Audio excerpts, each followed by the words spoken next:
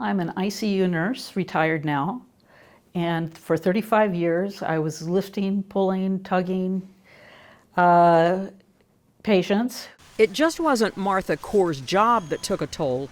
The pain stopped her from doing what she loved most, biking. The weight on the shoulders, on the handlebars, would become very uncomfortable. Dr. Nikhil Verma at Midwest Orthopedics at Rush suggested a reverse shoulder replacement. I said I thought he was going to put my arm on backwards, I said, great, I can scratch my back now. Martha's rotator cuff was not strong enough to support a traditional shoulder replacement where surgeons replace the socket but still depend on all the surrounding muscle and tendons to support the implant. What a reverse shoulder replacement does is it puts the ball where the socket goes and the socket where the ball goes.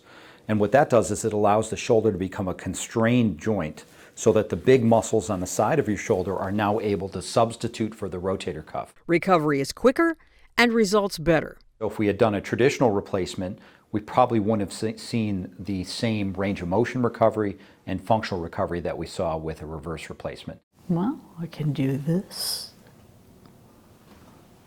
How's that?